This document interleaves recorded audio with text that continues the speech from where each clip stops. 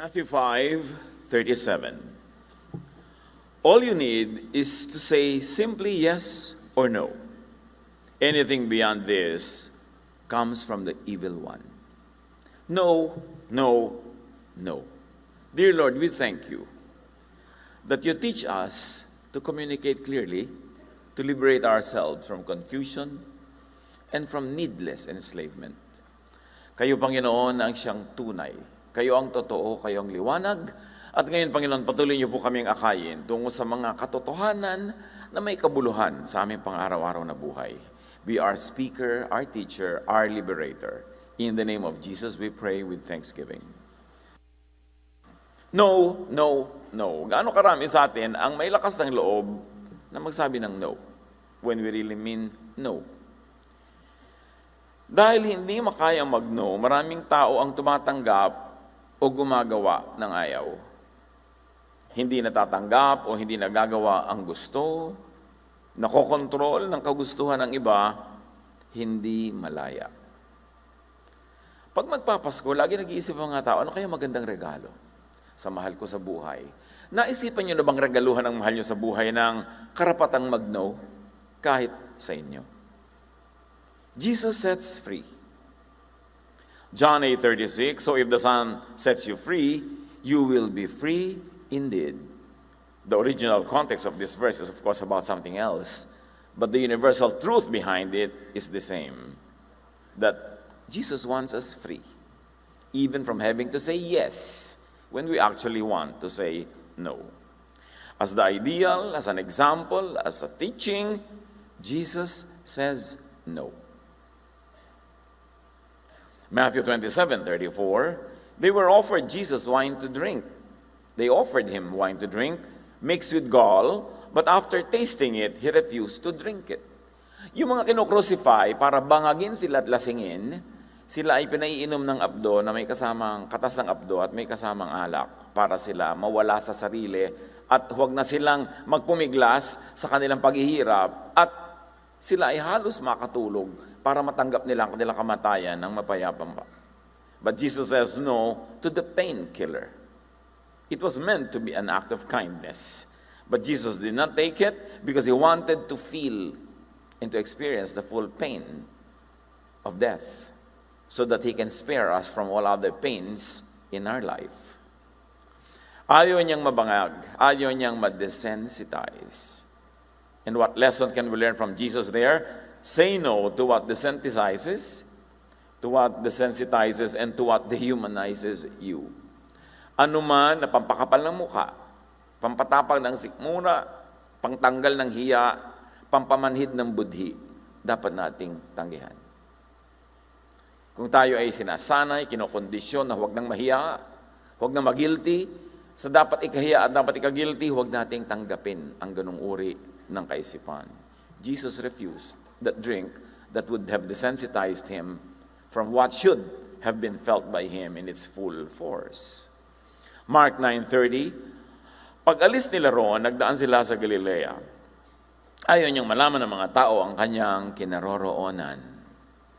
So Jesus was a public figure, but he was not always publicizing his whereabouts. Jesus says no to public curiosity. So we say no to needless invasion of our privacy. Hindi ko mababait ka, mananampalataya ka, wala ka ng private time and private space. Say no to needless invasion of your privacy ng kahit na sino. Ikaw ay private person, isinilang kang nag-iisa, kahit kami kakambal, hindi pa rin kayo sabay na iniluwal. So meron ka dapat private space and time, even from people who are closest to you.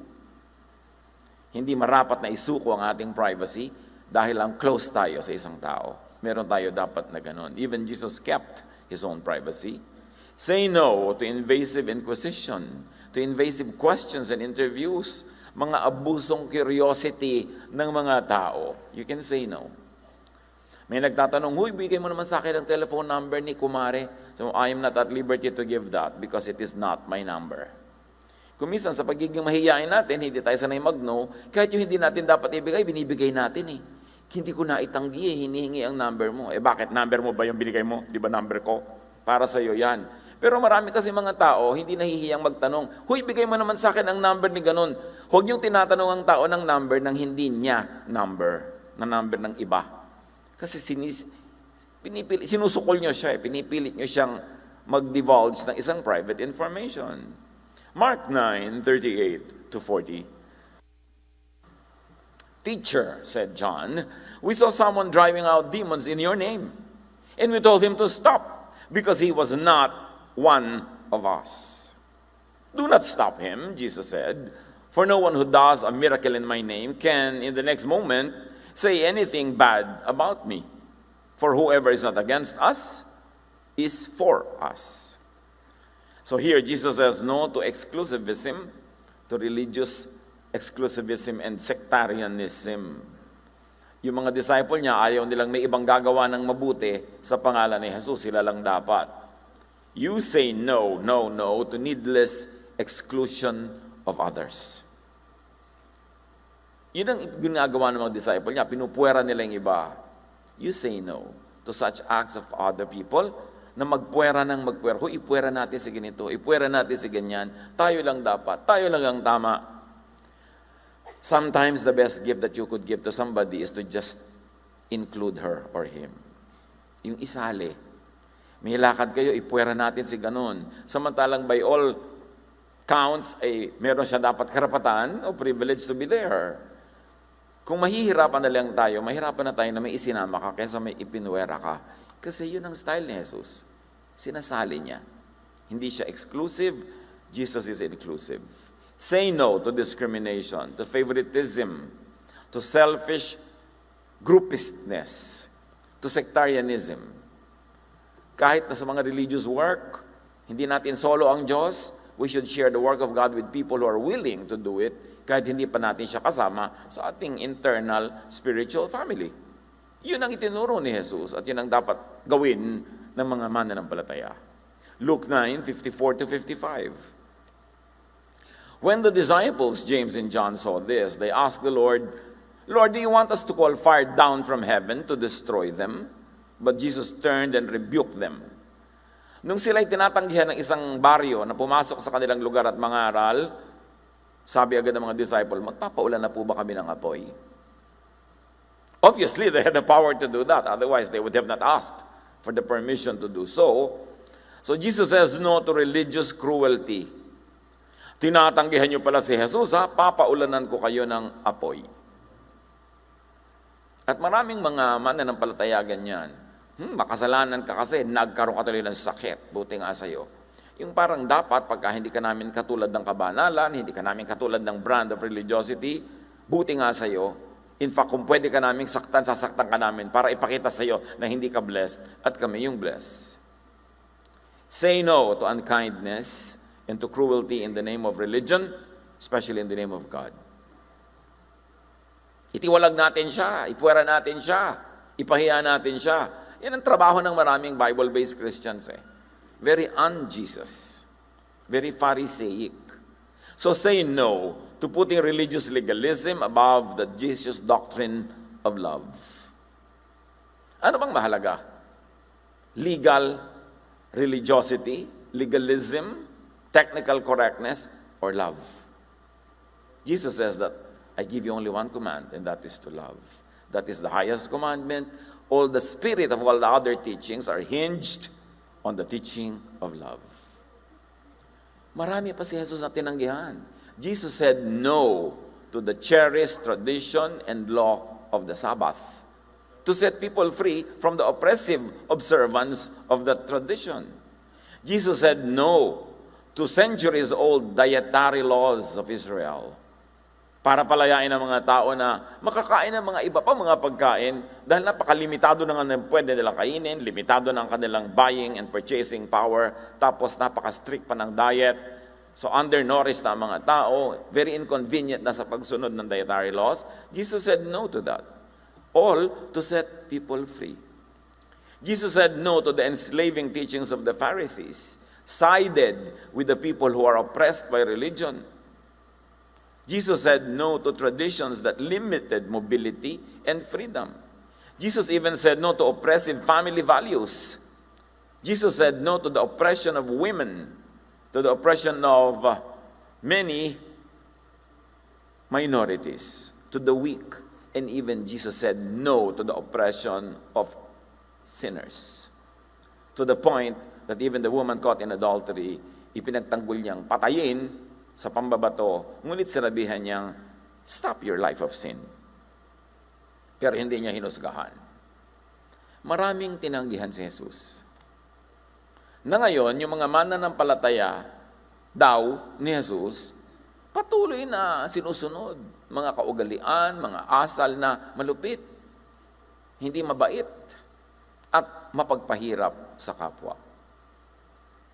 Marami mga relihiyon na pinipiga ang mga tao hanggang kahuli-hulihang piso ng bulsa nila para ibili ng marangyang organ, para ipagpatayo ng kung ano ng mga building. Walang katapusang fundraising, walang katapusang panghihingi. Jesus set people free from all that. Hindi natin dapat gamitin ang pangalan ng Diyos sa pagpapahirap, panggigipit, pagpilipit sa kapwa. Luke 12:13-14, someone in the crowd said to him, "Teacher, tell my brother to divide the inheritance with me." Jesus replied, "Man, who appointed me a judge or an arbiter between you?" Jesus says no to manipulation, to trivialization. Ang taas-taas ng misyon ni Jesus, pabababain nila sa paghahati ng kanilang mga mamanahing ari-arian. Ibang-iba ang misyon ni Jesus, minamanipulate nila in the guise of creating order, pero mamamanipula ang kanyang mga gawain. You say no, no, no to people's manipulation. Maraming nang mamanipulate. In fact, maraming counselee, minamanipulate ang counselor. Pinapaawa sa kanya para siya ang kampihan dahil yung pala, gusto niya ang ipayo sa kanya, yung gusto lang niya marinig. Maraming counselee, ang ending pala, uutangan yung counselor. Paawa-awa pa, paganyan-ganyan, manipulating. Dapat tayo, we say no to manipulation. When you know that people are making circles around you, para ka lang nila masukol, dapat you say no. Say no to people's manipulation. Emotional manipulation. Emotional blackmail. Yung magpapaawa para ang maging payo mo o ang maging desisyon mo ay yung favorable sa kanila kahit sila mali. Paiiralin nila yung awa, hindi katwiran. Say no to people's demands for your needless involvement in their inanities, in the mundane activities. Maraming mga tao, isasangkot ka ng isasangkot sa kanilang mga gerang, hindi mo naman gera. Isasangkot ka nila sa mga mumunting bagay ng buhay nila na nakain na yung oras mo at panahon mo. No, you say no to people's mistaken expectations. Di ba kapatid kita, therefore, isacrifice mo ang buhay mo para ako makapaglaseng, para ako makapag-drugs, para ako makapagbisyo. Mga expectation ng pamilya. At dito sa Pilipinas, napakaraming oppressive expectations ng family. Yung wala na ka nang gagawin kundi magsakripisyo para sa kanila. Mabuti kung sakripisyo may saysay. Pero ang daming sakripisyo para sa mga batugan, sa mga tamad, sa mga pabaya. Pagkatapos ikaw ito nagsasuffer, say no to that. Hindi kabaitan yon. Alam niyo naman kung anong kapatid ng kabaitan, bahala na kayong magbigay ng pangalan dyan. Mga anak ng Diyos, say no, no, no to what you do not like. Liban na lang, yung what you do not like pala is your duty, is your responsibility, iba yun. Pero kung ayaw nyo, may karapatan kayong tumanggi. Kayo yung mga anak ng Diyos, nilikha upang maging malaya, hindi para maging sunod-sunuran sa gusto ng iba, na ang nangyayari sa buhay nyo, yung gusto nila, hindi yung gusto nyo. May buhay sila, gawin nila sa buhay nila yung gusto nila, pero dapat hindi isakripisyo yung buhay nyo para gawin nyo para sa kanila, yung gusto nila para sa kanila. And you are sacrificed.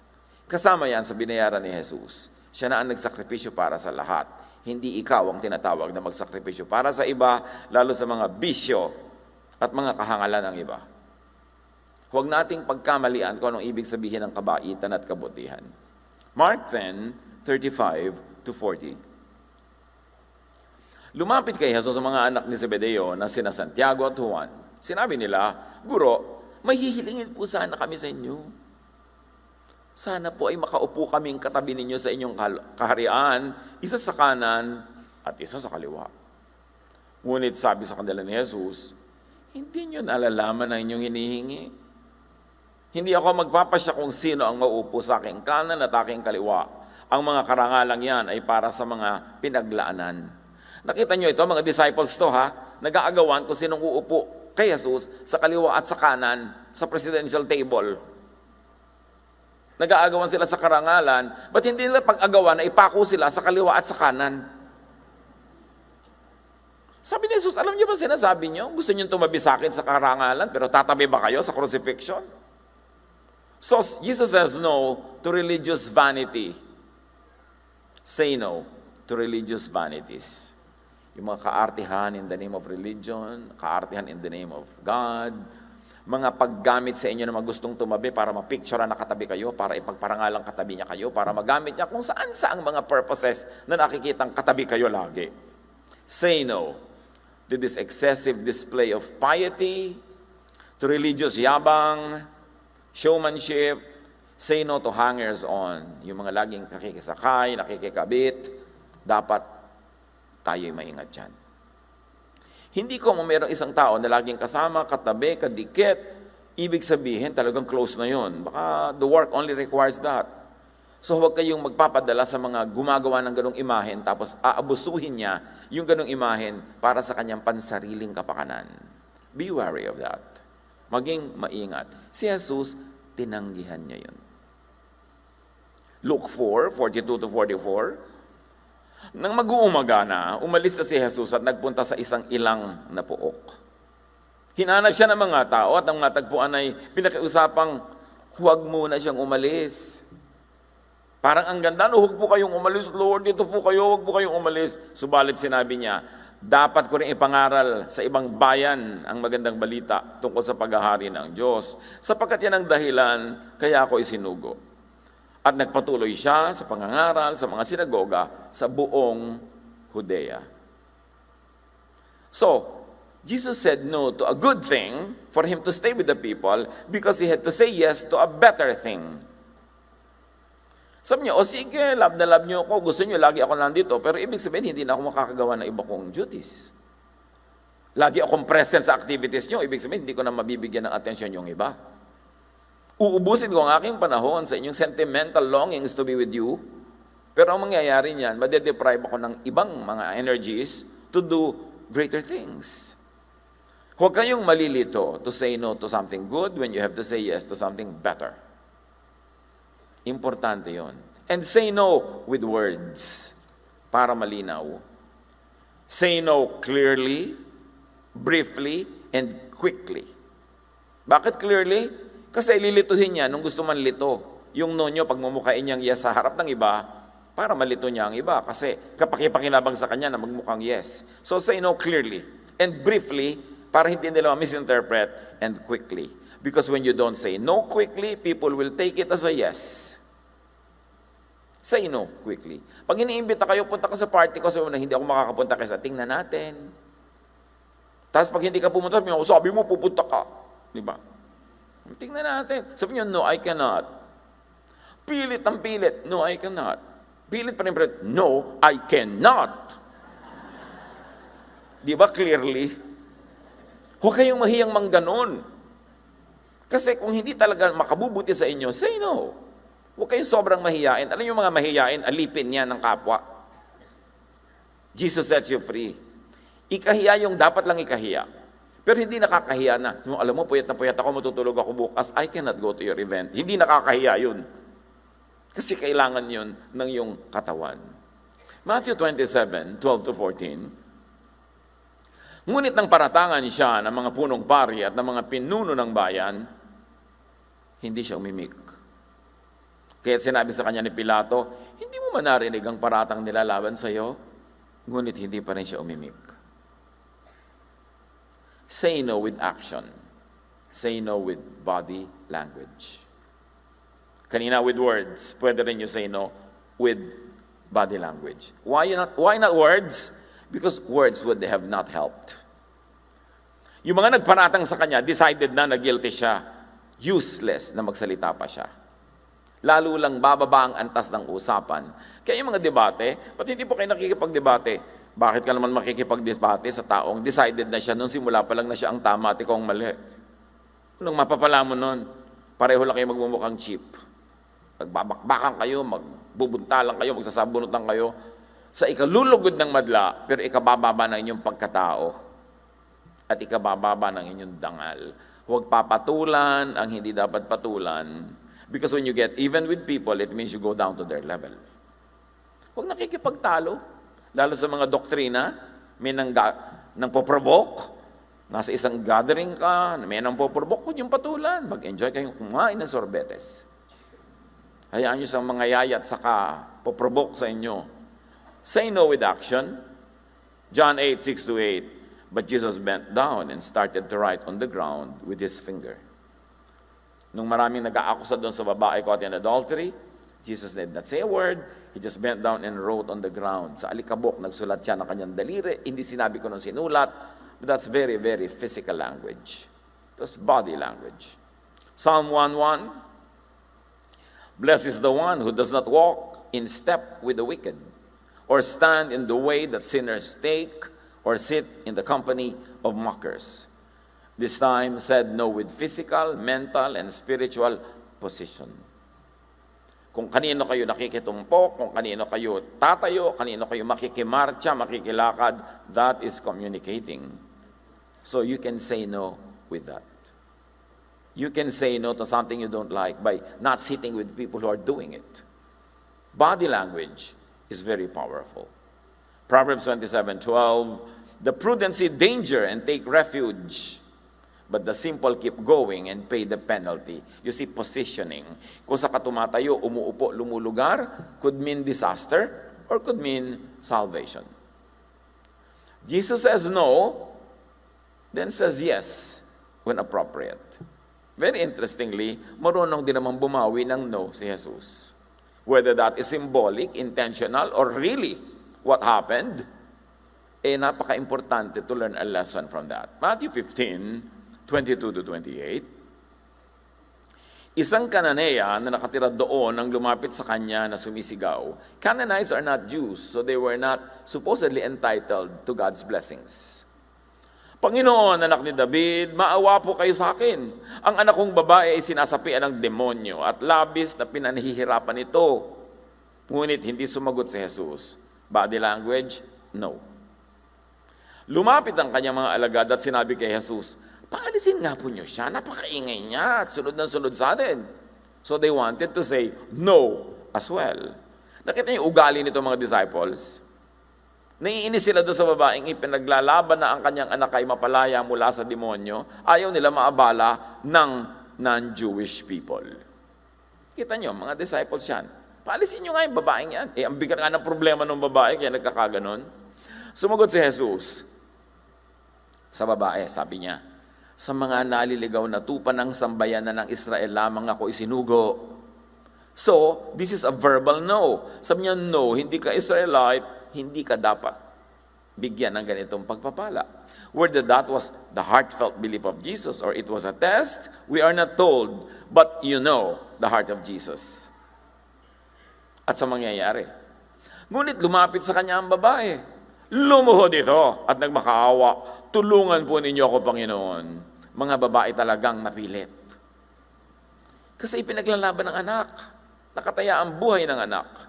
Kung mahihain ka, di uwi ka na. Nakabahagbuntot ka at uuwi ka na. Pero hindi ganoon ang mga babaeng may kabuluhan. Sumagot si Jesus, hindi dapat kunin ang pagkain ng mga bata at ibigay sa mga aso. This is the usual Jewish position. It still meant no. Kasi sa mga Hudyo, ang hindi Hudyo, aso. At ganoon din ang maraming kultura sa mundo. Pagka hindi ka nila kalahi, aso ka, sila lang ang tao, sila lang ang civilized. Pilipino lang naman, ang taong-tao yung hindi Pilipino eh. Gustong-gusto nga natin, ay Tisay, ay mukhang Iranian, ay mukhang mistisang bangus. Gustong-gusto nga natin yun, tayo lang bukod na ganoon. Sa ibang lahi, mababa ang pagtingin nila sa hindi nila kalahi. At ganoon ang mga Hudyo. Sabi ni Jesus, mouthing the script of their tradition, aso kayo, hindi kayo karapat-dapat sa pagkain ng tao. Hudyo lang ang tao. Totoo nga, Panginoon, hindi sinalungat ng babae. Ngunit ang mga aso man po ay kumakain ng mumong na lalaglag sa hapag ng kanilang Panginoon. Tugon ng babae. Aso man po ay pwede rin kumain ng tira-tira. The woman agrees, then disagrees. Nakita niyo yung diplomatic approach ng babae. Hindi niya sinalungat agad si Jesus na, anong aso? Sino may sabi sa inyong aso kami? Wala ka mapapala. Opo nga't aso, pero aso man po'y pinapakain. At sinabi sa kanya ni Jesus, napakalaki ng iyong pananampalataya. Ibig sabihin, pananampalataya kay Jesus, na mabait talaga si Jesus, hindi lang Jewish ang kanyang tradisyon. Napakalaki ng pananampalataya niya sa Ama sa Langit, na pagpapalangin din siya kahit hindi siya Hudyo. Mangyayari ang hiniling mo. At noon di gumaling ang kanyang anak. So finally, the answer was yes. A no, no, no, tatlong no, tapos naging yes. Jesus teaches his disciples a lesson. Jesus says no, then changes his mind, really? Or Jesus teaches accommodation? Ipinakita niya kung gaano walang kabuluhan ang mga tradisyon ng Israel na sila lang ang tama, sila lang ang mahal ng Diyos. Ipinakita ni Jesus, hindi yun totoo. Pag may pananalig sa Diyos, makakamtan ang hinihiling. Be ready and willing to change your no to a yes when reasonable. Mga kapatid, huwag tayo maging proud na pag nag-no ka na, magkamatayan na, no. Kasi pag nakita mong meron namang dahilan para baloktotin nyo at gawing yes, na yung palang yes ang tunay na tuwid at yung no mo ang unang baloktot, do it. Jesus showed us the way. Even God changes his dealings with people. God doesn't change his mind, but God changes his dealings. So when people change their behavior, God changes his dealings with people. Exodus 32, 13-14. Alalahanin ninyo ang mga lingkod niyong sina Abraham, Isaac at Jacob, kasi gusto ng Diyos na paluin yung bayang Israel. So ipinaalala sa kanyang, alalahanin niyo naman po nga mga ninuno namin na love niyo, di ba? So kami mga apo, pwede ba i-accommodate nyo na? Ipinangako nyo sa kanila na ang lahi nila ay pararamihing tulad ng mga bituin sa langit at magiging kanila habang panahon ang lupang ipinangako nyo. Hindi nga itinuloy ni Yahweh ang balak niyang paglipol sa mga Israelita. So maganda nagpapaalala tayo. Pagka may tao na parang nagde-decide na hindi makakabuti sa marami, you can remind people about their basic goodness, about the basic goodness of their mission in life. At pag maganda ang pagsasalita, tama ang timing, ang katwiran ang mananaig. John 2:2-8. Si Jesus at ang kanyang mga alagad ay inanyayahan din sa kasalan. Kinapos ng handang alak, ngunit sinabi ng ina ni Jesus sa kanya, anak, naubusan sila ng alak. Ibig sabihin, do something. Sinabi ni Jesus, huwag po ninyo akong pangunahan, ginang. Hindi pa po ito ang tamang panahon. So ang unang sagot ni Jesus, no. Sinabi ng kanyang ina sa mga naglilingkod, gawin ninyo ang anumang sabihin niya sa inyo. There was persistence, there was faith in the higher truth. The basic truth was that hindi pa ito ang tamang oras, but there was a higher truth as far as Mary was concerned. This wedding party must go on. The people prepared for it. The people worked so hard. Ang dami-dami nilang paghihirap, gutom, pagod. Ang pahinga lang nila pag may ikakasal, napapakain sila ng libre. Pero naubos pa ang alak, di uwian na. For Mary, that was the higher truth at the moment. Yung ikabubuti ng mga taong naroon. Sinabi ni Jesus sa mga tumutulong doon, punuin ninyo ng tubig ang mga banga. It became a yes. You know, na ginawa niyang alak ang tubig na yun. We can pray for our loved ones. We can pray for people. We can be the representative in the altar of God. God does not need to be convinced to be good. But when we show ourselves loving and caring for others, God is pleased and He gives us what we ask for. Hindi man kasi masama yung hinihingi para lang dagdagan yung kasiyahan, habaan ng kaunti ang kasiyahan ng mga taong buong buhay ay alipin ng pagpapagal at pagtatrabaho at kahirapan.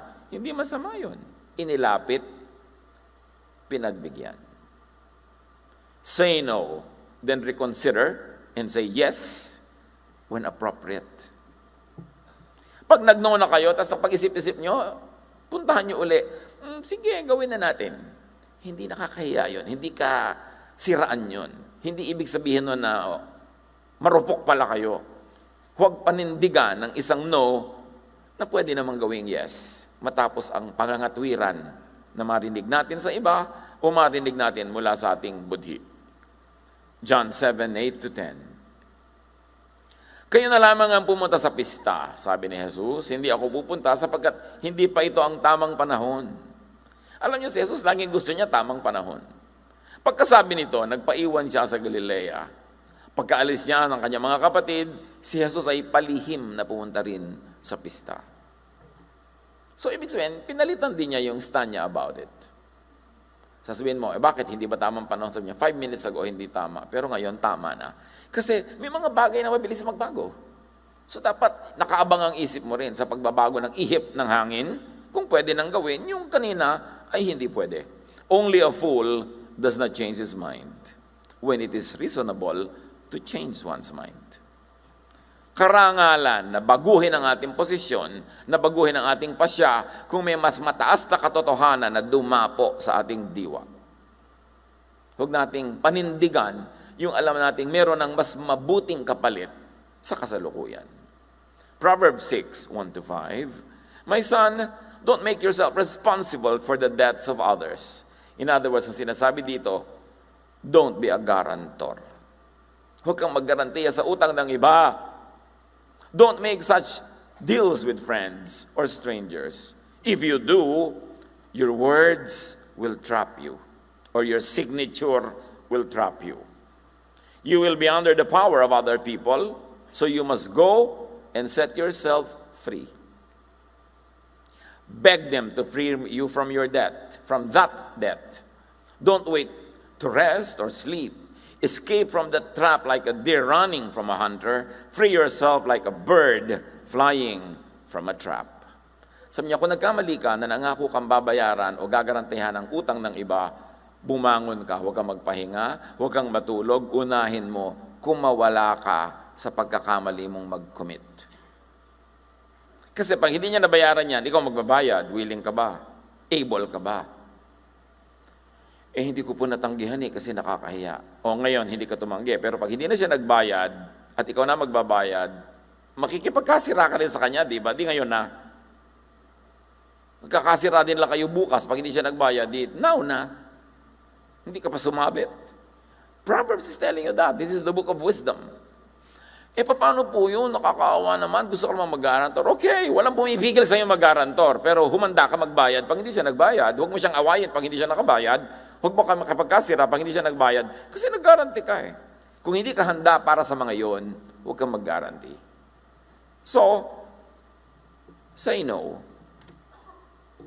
Ayan, meron pa kayong Bible verse na pwedeng i-quote. Alam mo kasi, kumari, sabi ng Proverbs 6:1-5, di ba word of God yan? Dapat sundin natin. Kasi yung ganyan. Para huwag ka nalang maging guarantor. Proverbs 12:15, the way of fools seems right to them, but the wise listen to advice. Why is it hard to say no? Bakit nga ba mahirap mag-no?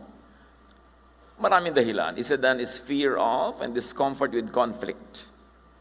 Gusto natin, people pleaser tayo, yes nang yes. Bahala na bukas.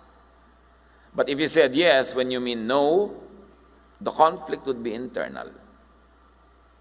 Anyo nyo magka-conflict kayo kahit kanino, yes na lang kayo, pero sa loob nyo, no. So nag-yes kayo, walang conflict sa labas, ang conflict dinala nyo sa loob. Nagdadalawang loob ngayon kayo. Hati ang inyong loob. Di ngayon kayo makatulog, di kayo mapalagay, kayo magdurusa. Bring the conflict outside rather than inside. Kailangan buo ang loob, hindi hati ang loob. Kung ang pag-yes nyo ay hahati ng inyong loob, wag na, mag-no na kayo. Buo ang inyong loob. Ang pinakamahalaga yung loob, kasi yun ang para ka makatulog, para ka matahimik, para ka magkaroon ng gana sa buhay.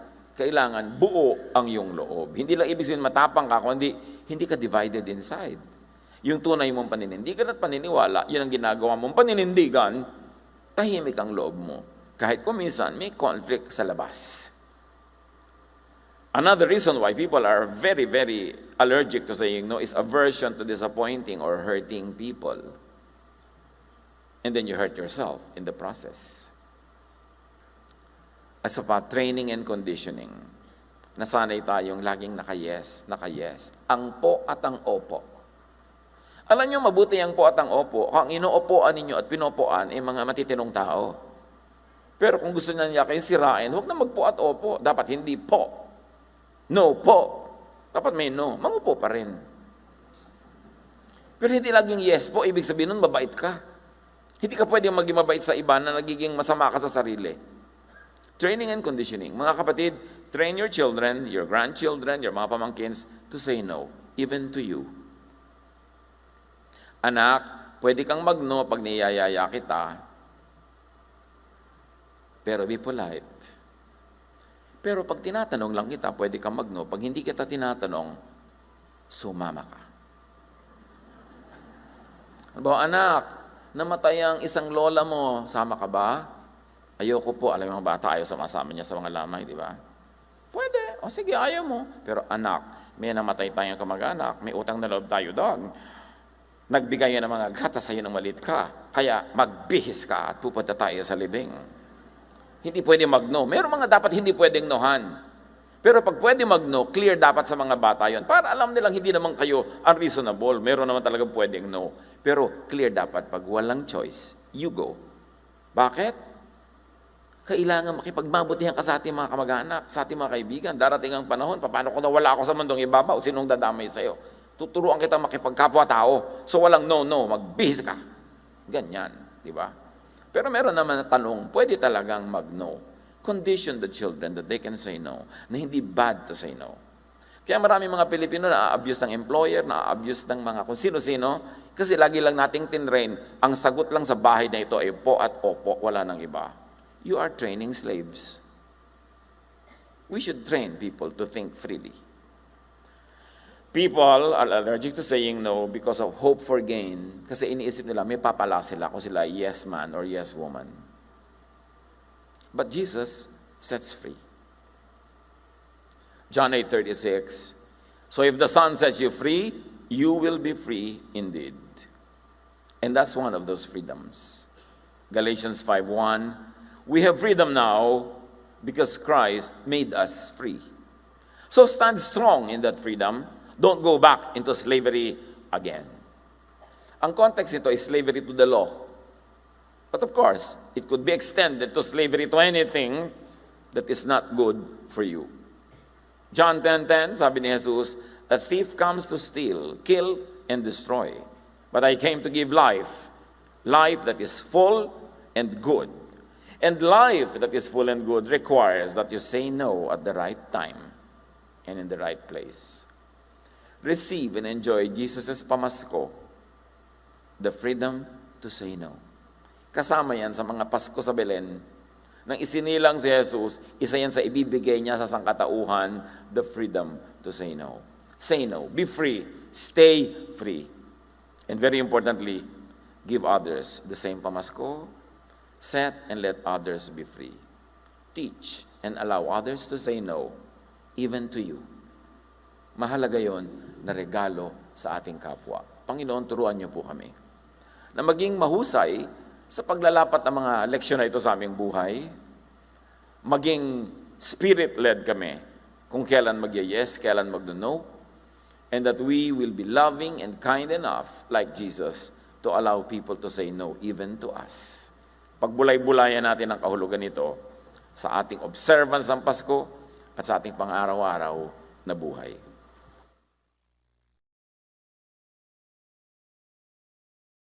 Love to you, mga pamangkin.